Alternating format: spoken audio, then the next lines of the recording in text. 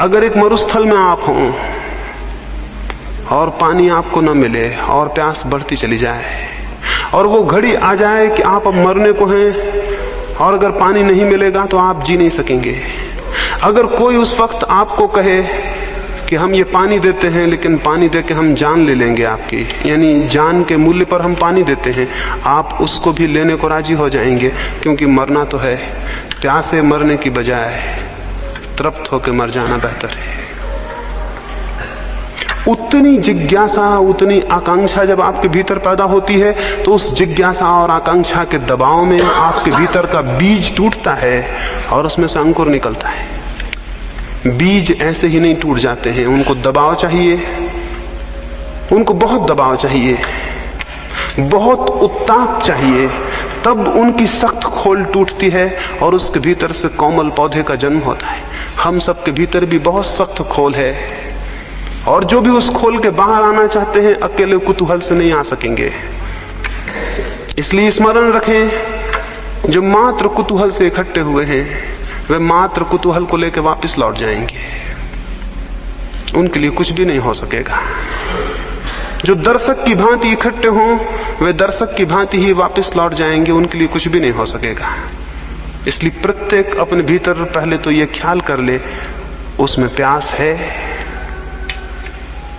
प्रत्येक अपने भीतर ये विचार कर ले वो प्यासा है, इसे बहुत स्पष्ट रूप से अनुभव कर ले वो सच में परमात्मा में उत्सुक है।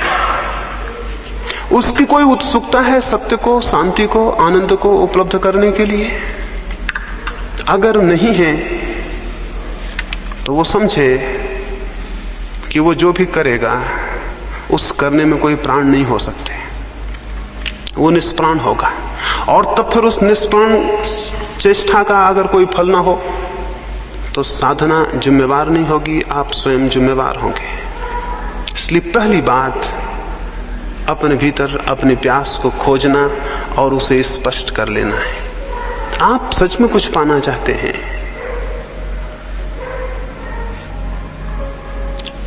अगर पाना चाहते हैं तो पाने का रास्ता है। एक बार ऐसा हुआ, गौतम बुद्ध एक गांव में ठहरे।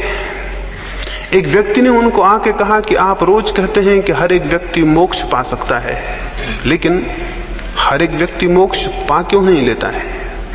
बुद्ध ने कहा, मेरे मित्र एक काम करो, संध्या को गांव में जाना और सारे लोगों से पूछ के आना वे क्या पाना चाहते हैं।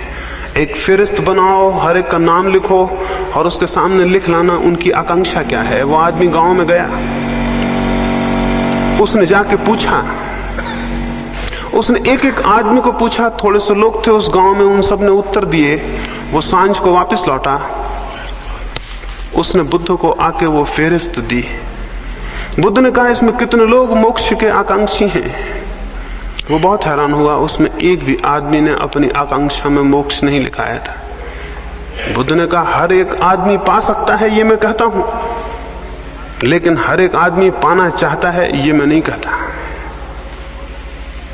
हर एक आदमी पा सकता है ये बहुत अलग बात है, और हर एक आदमी पाना चाहता है ये बहुत अलग बात है।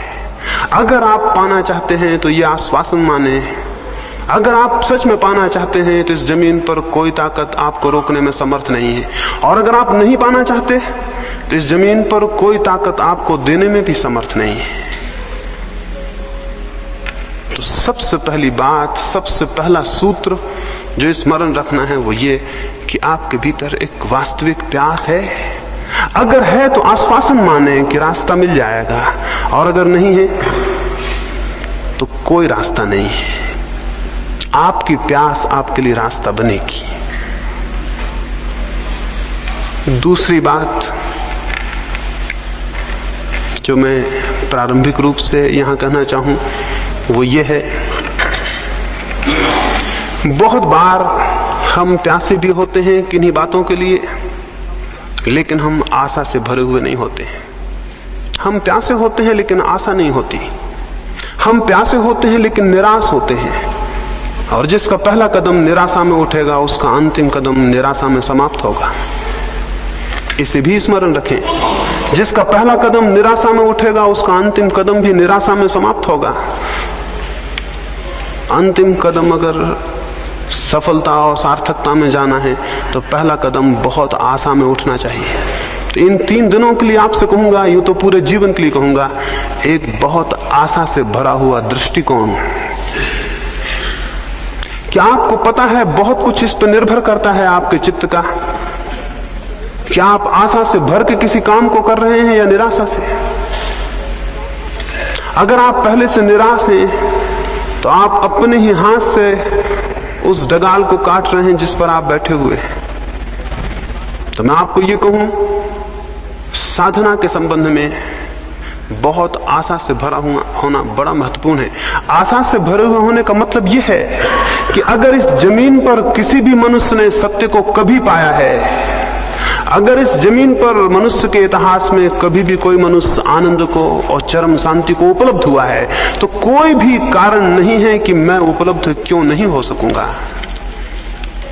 उन लाखों लोगों की तरफ मत देखें जिनका जीवन अंधकार से भरा हुआ है और जिन्हें कोई आशा और कोई किरण और कोई प्रकाश दिखाई नहीं पड़ता। उन थोड़े से लोगों को इतिहास में देखें जिन्हें सत्य उपलब्ध हुआ है। उन बीजों को मत देखें जो वृक्ष नहीं बन पाए और सड़ गए और नष्ट हो गए। उन थोड़े से बीजों को देखें जिनने विकास को उपलब्ध किया और जो परमात्मा तक पहुंचे। और स्मरण रखें कि उन बीजों को जो संभव हो सका वो प्रत्येक बीज को संभव है। एक मनुष्य को जो संभव हुआ है वो प्रत्येक दूसरे मनुष्य को संभव है। मैं आपको यह कहना चाहता हूं कि बीज रूप से आपकी शक्ति उतनी ही है जितनी बुद्ध की, महावीर की, कृष्ण की या क्राइस्ट की। परमात्मा के जगत में इस अर्थों में कोई अन्याय नहीं है कि वहां कम और ज्यादा संभावनाएं दी गई हों। संभावनाएं सबकी बराबर हैं, लेकिन वास्तविकताएं सबकी बराबर नहीं हैं, क्योंकि हम में से बहुत लोग अपनी संभावनाओं को वास्तविकता में परिणत करने का प्रयास ही कभी नहीं करते। तो एक आधारभूत ख्याल आशा से भरा हुआ होना है। ये विश्वास रखें कि अगर कभी भी किसी को शांति उपलब्ध हुई है, आनंद उपलब्ध हुआ है, तो मुझे भी उपलब्ध हो सकेगा। अपना अपमान न करें निराश होकर। निराशा स्वयं का सबसे बड़ा अपमान है। उसका अर्थ है कि मैं इस योग्य नहीं हूं कि मैं भी पा सकूंगा। मैं आपको कहूं, इस योग्य आप हैं, निश्चित पा सकेंगे। देखें, निराशा में भी जीवन भर चलकर देखा है, आशा में इन 3 दिन चल के देखें। इतनी आशा से भर के चलें कि होगी घटना, जरूर घटना घटेगी। क्यों? ये हो सकता है आप आशा से भरे हों, लेकिन बाहर की दुनिया में हो सकता है कोई काम आप आशा से भरे हों तो भी ना कर पाएं, लेकिन भीतर की दुनिया में आशा बहुत बड़ा रास्ता है। जब आप आशा से भरते हैं तो आपका कण कण आशा से भर जाता है, आपका रोआ रोआ आशा से भर जाता है, आपकी श्वास श्वास आशा से भर जाती है, आपके विचारों पर आशा का प्रकाश भर जाता है और आपके प्राण के स्पंदन में, आपकी हृदय की धड़कन में आशा व्याप्त हो जाती है। आपका पूरा व्यक्तित्व जब आशा से भर जाता है तो भूमिका बनती है कि आप कुछ कर सकेंगे। और निराशा का भी व्यक्तित्व होता है, कण कण रो रहा है, उदास है, थका है, डूबा हुआ है, कोई प्राण नहीं है, सब जिससे कि आदमी जिंदा नाम मात्र को हो और मरा हुआ है। ऐसा आदमी किसी प्रयास पर निकलेगा, किसी अभियान पर, तो क्या पा सकेगा? और आत्मिक जीवन का अभियान सबसे बड़ा अभियान है। इससे बड़ी कोई चोटी नहीं है जिसको कोई मनुष्य कभी चढ़ा हो। इससे बड़ी कोई गहराई नहीं है समुद्रों की जिसमें मनुष्य ने कभी डुबकी लगाई हो। स्वयं की गहराई सबसे बड़ी गहराई है और स्वयं की ऊंचाई सबसे बड़ी ऊंचाई है। इस अभियान पर जो निकला हो उसे बड़ी आशाओं से भरा हुआ होना चाहिए। तो मैं आपको कहूंगा, 3 दिन आशा की एक भाव स्थिति को कायम रखें। आज रात ही जब सोएं तो बहुत आशा से भरे हुए सोएं और ये विश्वास लेकर सोएं कि कल सुबह जब आप उठेंगे तो कुछ होगा, कुछ हो सकेगा, कुछ किया जा सकेगा।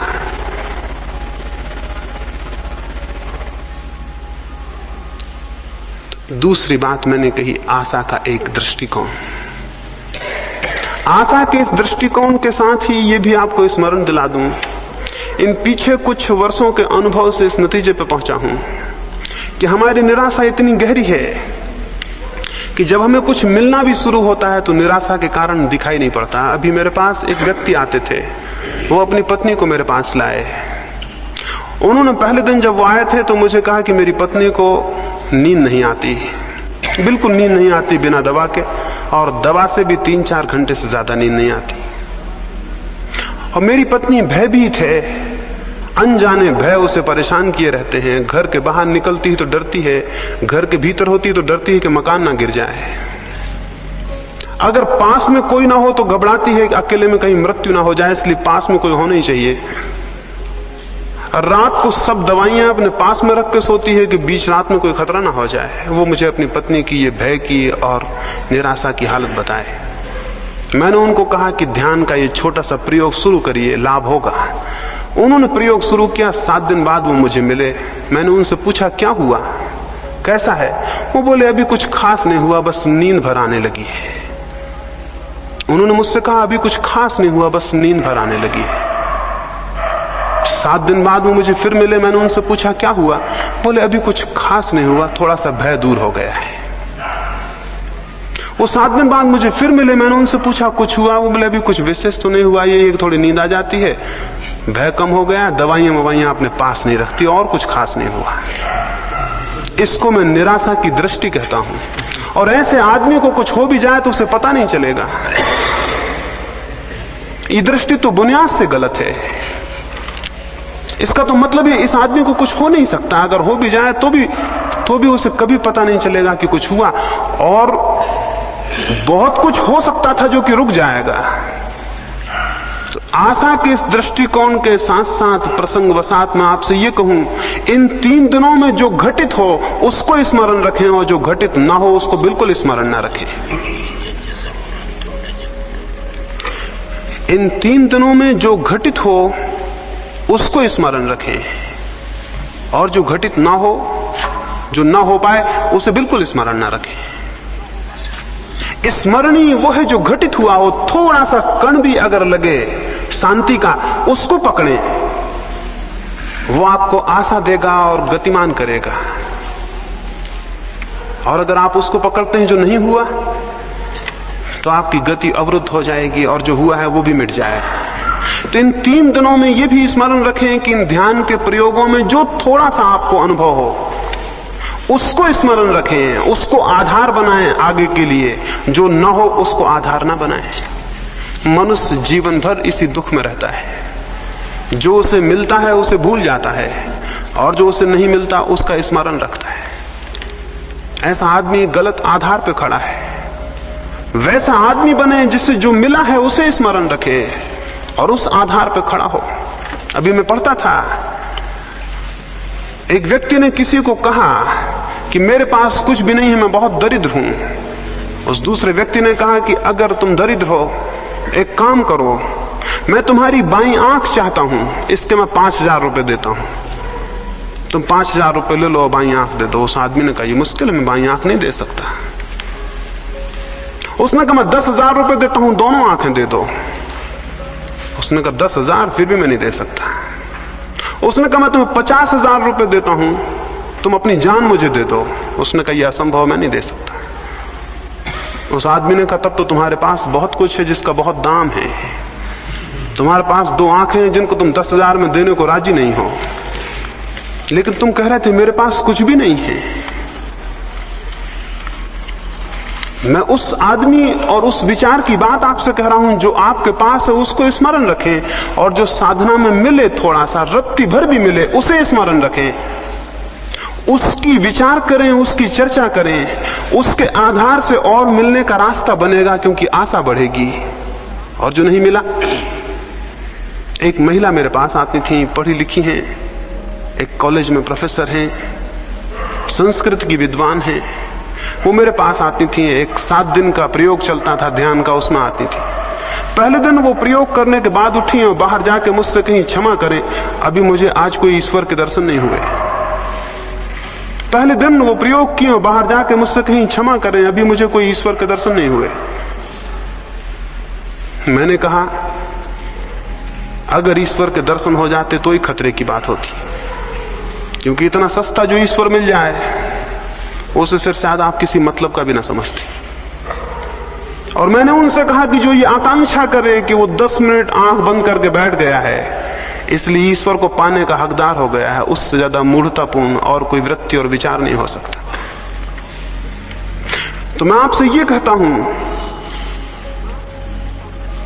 कि जो थोड़ा सा भी शांति की किरण आपको मिले उसे आप सूरज समझें। इसलिए सूरज समझें कि उसी किरण का सहारा पकड़ के आप सूरज तक पहुंच जाएंगे। इस अंधकार से भरे कमरे में अगर मैं बैठा हूं और एक मुझे थोड़ी सी किरण दिखाई पड़ती हो तो मेरे पास 2 रास्ते हैं। एक तो मैं ये कहूं ये किरण क्या, अंधकार इतना घना है, इस किरण से क्या होगा, अंधकार इतना ज्यादा है। एक रास्ता ये भी है कि मैं ये कहूं कि अंधकार कितना ही हो लेकिन एक किरण मुझे उपलब्ध है, और अगर मैं इसकी दिशा में इसका अनुगमन करूं तो मैं वहां तक पहुंच जाऊंगा जहां से किरण पैदा हुई और जहां सूरज होगा। तो मैं आपको अंधकार ज्यादा हो तो भी उसे विचार करने को नहीं कहता, किरण छोटी हो तो भी उस पर ही विचार को खड़ा करने को कहता हूं। इससे आशा की दृष्टि खड़ी होगी। अन्यथा हमारे जीवन बड़े उल्टे हैं। अगर मैं आपको एक गुलाब के फूल के पौधे के पास ले जाऊं और आपको पौधा दिखाऊं तो शायद आप मुझसे कहें कि इसमें क्या है, भगवान कैसा अन्यायी है, 2-4 तो फूल हैं, हजारों कांटे हैं। एक दृष्टि ये भी है कि गुलाब के पास जाके हम ये कहें कि भगवान कैसा अन्यायी है, हजारों कांटे हैं, कहीं एक आध फूल है। इसको कहने का एक ढंग और भी हो सकता है, एक दृष्टि और भी हो सकती है, एक और अप्रोच हो सकती है कि कोई आदमी उसी पौधे के पास जाके ये कहे कि भगवान कैसा अद्भुत है कि जहां लाखों कांटे हैं उनमें भी एक फूल खिल जाता है। कोई इसे यूं भी देख सकता है कि कहे कि जहां लाखों कांटे हैं उनमें भी एक फूल खिल जाता है, दुनिया अद्भुत है। कांटों के बीच भी फूल के खिलने की संभावना कितनी आश्चर्यजनक है। तो मैं आपको दूसरी दृष्टि रखने को कहूंगा इन 3 दिनों में। छोटी सी भी आशा की जो भी झलक आपको मिले साधना में, उसको आधार बनाएं, उसको संबल बनाएं। तीसरी बात,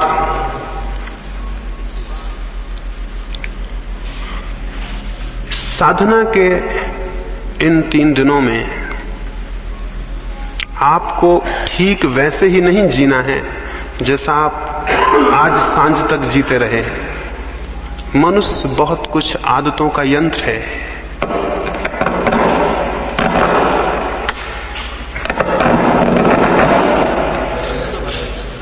तो ठीक चल रहा है, कुछ ना करो। और अगर मनुष्य अपनी पुरानी आदतों के घेरे में ही चले तो साधना की नई दृष्टि खोलने में उससे बड़ी कठिनाई हो जाती है। तो थोड़े से परिवर्तन करने को मैं आपसे कहूंगा। एक परिवर्तन तो मैं आपसे ये कहूंगा कि इन 3 दिनों में आप ज्यादा बातचीत ना करें। बातचीत इस सदी की सबसे बड़ी बीमारी है और आपको पता नहीं कि आप कितनी बातें कर रहे हैं। सुबह से सांझ तक, जब तक आप जाग रहे हैं, बातें कर रहे हैं। या तो किसी से कर रहे हैं, अगर फिर कोई मौजूद नहीं है तो अपने भीतर खुद से ही कर रहे हैं।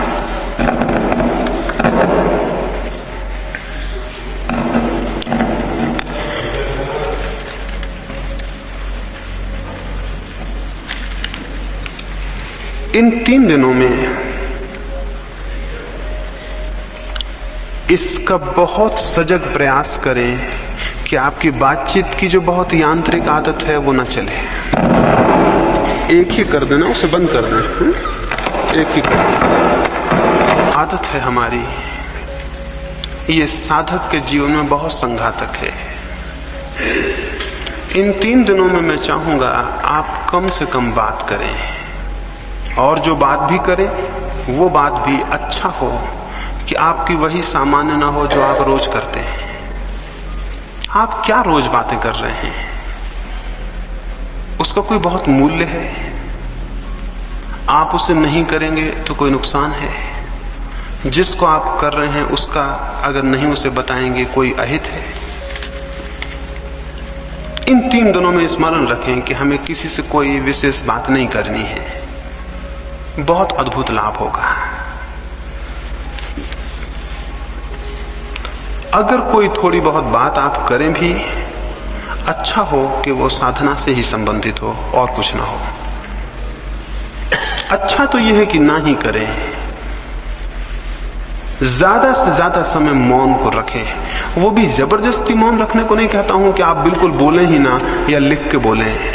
आप बोलने के लिए मुक्त हैं, बातचीत करने को मुक्त नहीं। और स्मरण पूर्वक जितना सार्थक हो उतना बोलें, बाकी चुप रहें। 2 लाभ होंगे। एक तो बड़ा लाभ होगा कि व्यर्थ जो शक्ति व्यय होती है बोलने में वो संचित होगी और उस शक्ति का हम उपयोग साधना में कर सकेंगे। दूसरा लाभ ये होगा कि आप दूसरे लोगों से टूट जाएंगे और आप थोड़े एकांत में हो जाएंगे। हम यहाँ पहाड़ पर आए, पहाड़ पे आने का कोई प्रयोजन पूरा ना होगा अगर यहाँ हम 200 लोग इकट्ठे हुए हैं और आपस में बातचीत करते रहे और बैठ के गपशप करते रहे, तो हम भीड़ के भीड़ में रहे, हम एकांत में नहीं आ पाए। एकांत पे आने के लिए पहाड़ पे जाना ही जरूरी नहीं है, ये भी जरूरी है कि आप दूसरे लोगों से अपना संबंध थोड़ा शिथिल कर लें और अकेले हो जाएं। बहुत नाम मात्र को संबंध रखें, समझें कि आप अकेले हैं इस पहाड़ पर और दूसरा कोई नहीं है, और आपको इस तरह जीना है जैसे आप अकेले आए होते, अकेले रहते, अकेले घूमने जाते, अकेले किसी दरख्त के नीचे बैठते। वैसे झुंड में आप ना जाएं, 4-6 मित्र बन के ना जाएं, अलग अलग एक एक। इन 3 दिनों में हम इस तरह जिए। ये मैं आपको कहूं कि भीड़ में जीवन का कोई श्रेष्ठ सत्य न कभी पैदा होता है और न कभी अनुभव होता है। भीड़ में कोई महत्वपूर्ण बात कभी नहीं हुई। जो भी सत्य के अनुभव हुए हैं वे अत्यंत एकांत में और अकेलेपन में हुए हैं। जब हम किसी मनुष्य से नहीं बोलते और जब हम सारी बातचीत बाहर और भीतर बंद कर देते हैं, तो प्रकृति किसी बहुत रहस्यमय ढंग से हमसे बोलना शुरू कर देती है।